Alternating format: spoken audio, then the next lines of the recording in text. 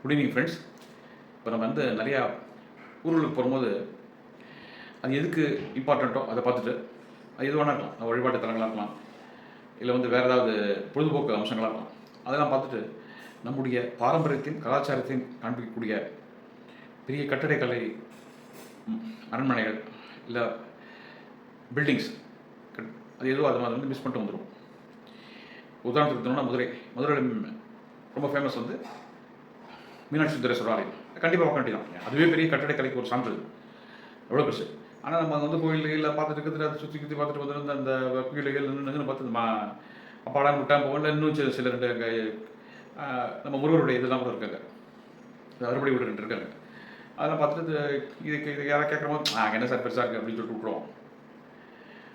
அப்போ அந்த இடம் என்ன இடம்? அது எப்போ 16வது செஞ்சுரியில் கட்டின 17வது செஞ்சுரியில் கட்டின ஒரு கட்டடக்கலைக்கு ஒரு சான்று.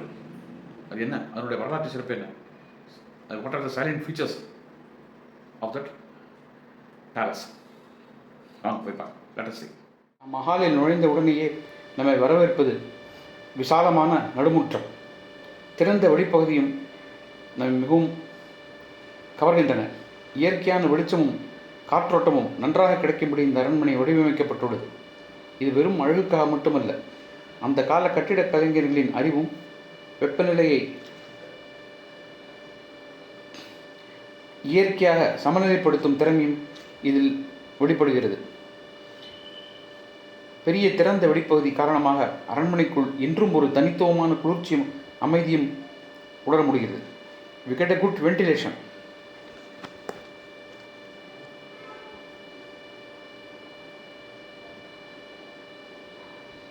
இந்த அரண்மனையின் மிகப்பெரிய சிறப்புகளில் ஒன்று அதன் பிரம்மாண்டமான தூண்கள். இங்கு காணப்படும் தூண்கள் சுமார் 82 அடி உயரம் வரை உயர்ந்திருக்கின்றன. ஒவ்வொரு தூணும்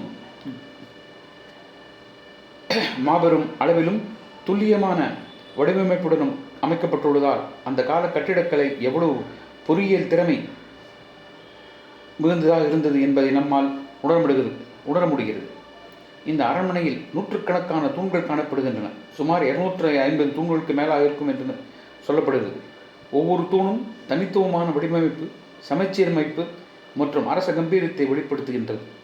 இத்தகைய மாபெரும் தூண்களை நவீன இயந்திரங்கள் இல்லாத காலத்தில் எப்படி கட்டினார்கள் என்பது இன்றும் பலருக்கு ஆச்சரியமாக உள்ளது.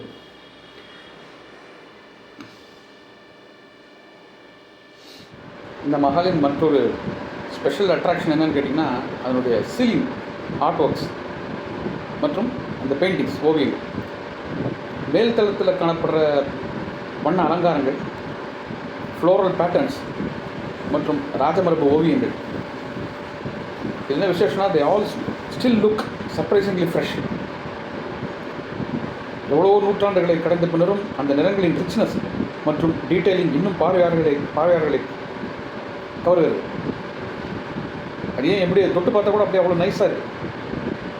என்ன காரணம்? அந்த பெயிண்டிங்ஸ் தான். இது பாருங்கள், இந்த பில்லர்ஸ்லாம் அது அவ்வளோ. ஏன் என்ன காரணம் அப்படின்னு கேட்டிங்கன்னா, இன்னும் அந்த காலத்தில் ஒன்றும் கெமிக்கல்ஸ் எதுவுமே கிடையாது. கடுக்கா இந்த சுண்ணாம்பு கலவையோடு எல்லாம் சேர்த்து பூச்சிக்காங்க. அது எவ்வளோ ரிச்னா எவ்வளோ நாள் தாங்கணும். அதான் இவ்வளோ வருஷமாக அது செஞ்சுரிஸ் கிராஸ் ஆனால் கூட இன்னும் அது இருக்குது. பார்க்குறவங்கள அப்படியே பிடிச்சி இழுத்து கட்டி வைக்கிறது. இதுவே அந்த கால கலைஞர்களின் திறமைக்கு ஒரு டெஸ்டிமனி ஆர் லிவிங் ப்ரூஃப் அப்படின்னு சொல்லலாம். இது அரண்மனையின் மிகவும் முக்கியமான பகுதி. அதன் மையத்தில் அமைந்திருந்த அரச சிம்மாசன பகுதி. இந்த பகுதி சொர்க்க விலாசம் என அழைக்கப்பட்ட கிராண்ட் ஆடியன்ஸ் ஹாலின் மையமாக இருந்தது. இங்கு அமைந்திருந்த த்ரோன் வெறும் டெக்கரேட்டிவ் சீட் அல்ல.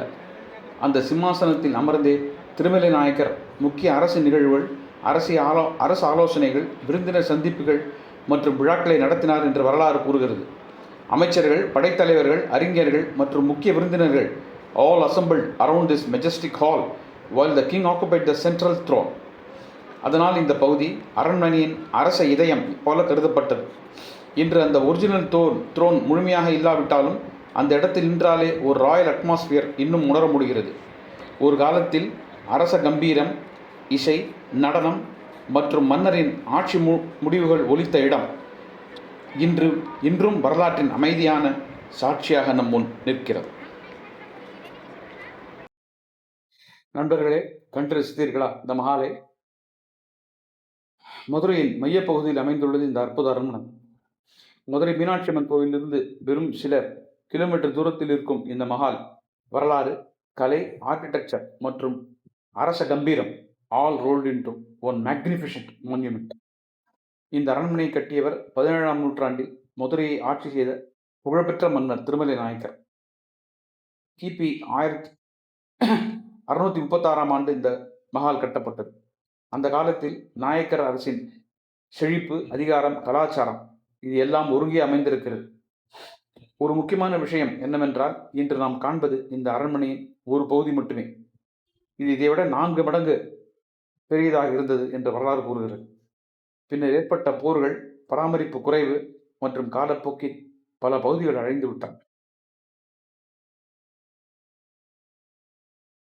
நீங்கள் நண்பர்களே, நாம் பல இடங்களுக்கு போகும்போது இது போன்ற அரிய பொக்கிஷங்களை காண தவறுகிறோம். கண்டிப்பாக மதுரை வரும்போது இதை காண தவறாதீர்கள்.